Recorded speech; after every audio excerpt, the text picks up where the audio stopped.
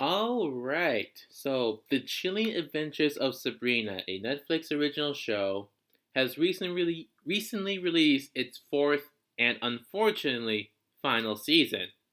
I think the main reason cited for this being the final season is the COVID pandemic, which seems a little strange because I haven't heard of that many shows being cancelled due to the pandemic, but I could be wrong about that. Anyway, following the conclusion of the third season, which involved there being two Sabrinas in existence, one in the mortal world, one in hell, because time travel, and she doesn't seem to know the consequences of there being two of the same person at the same time, which also leads into the final stinger of season 3, which is Faustus Blackwood summoning the Eldritch Terrors.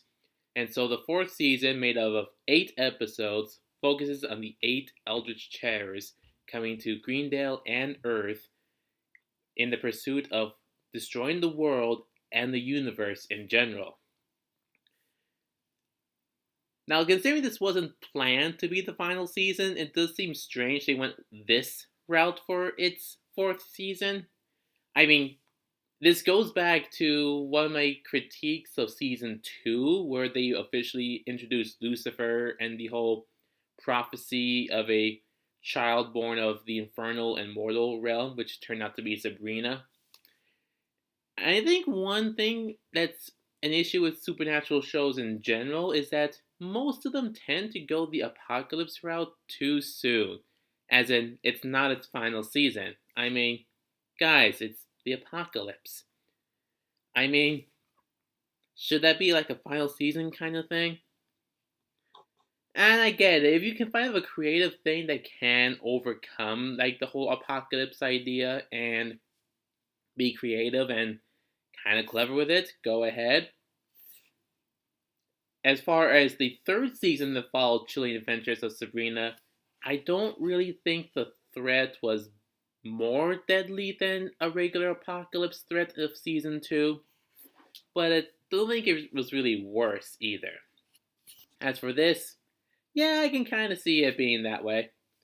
So the 8 Eldritch Terrors itself are mainly influenced by Lovecraft, of course. There's the darkness, very Lovecraftian in a sense. There's the uninvited, not sure if that's Lovecraft, and that actually turned out to be an entity that had an interesting origin, but I actually kind of felt sad for it towards his capture at the end. I mean, come on. The third one was the weird. That's definitely Lovecraft. The fourth is the perverse, which is basically just reality warping, not specifically Lovecraft inspired, I believe. The fifth is the cosmic, definitely. Six is the return, kind of. Seven is the endless, of course. By also thinking of Dream and Death, the DC characters that make up the endless entities. And then, of course, there's the eighth and final one, the Void. Now, all these terrors are actually very interesting characters and did their job well. The storyline in general for season 4 was, for the most part, well done, well acted, well directed. Sometimes it went into kind of a weird territory. The main one being the episode where they had the perverse, the reality warping terror.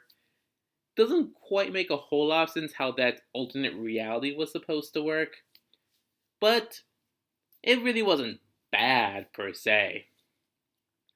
And of course, there's Sabrina herself, played by an actress whose name I can't pronounce. She's been great in this role. I really do love her as Sabrina Spellman slash Morningstar. As for this serving as like a final season, yeah, this does work as a final season, even though that's clearly not what they intended, despite it ending very much like a series finale. If you haven't already heard, the fifth season was planned to actually be a Riverdale crossover called Witch War. Not sure how you could have brought Sabrina back for that. Oh, spoilers. I should probably put that in the description of the video. But from what I hear, they're making that a comic continuation, so that's good. But yeah, season 4, for the most part, is a really solid season. Granted, critics seem to be not that enthusiastic about this season, based solely on the Rotten Tomatoes critic score, which is still mostly positive, but you can definitely see a drop. As for my personal take, this is a very solid and yeah, I'd probably say this is probably my favorite season of the show in a few ways. And as for the series overall, what do I think? This does have similarities to its sister show Riverdale over on the CW, which makes sense considering this show was supposed to be a CW show. I mean that in the sense that there are a few times that it can get a little silly, a little more toward a little over the top in certain spots. But I have some more leniency over here because this show actually is all about the supernatural, the more abstract things, the more extreme. Over on Riverdale, when you have restrictions like that, it gets more distracting. And this show does a great job of adding some genuine horror elements. Now, I'm not really an easy person to scare, and I'm not exactly scared by anything that happens in this show, but I do see the genuine attempts and actually well done designs and moments that do embrace that horror element of itself. So, yeah, overall, this is a well done show. Sure, not flawless by any means, but I really did enjoy this show, and I am sad to see it end this soon.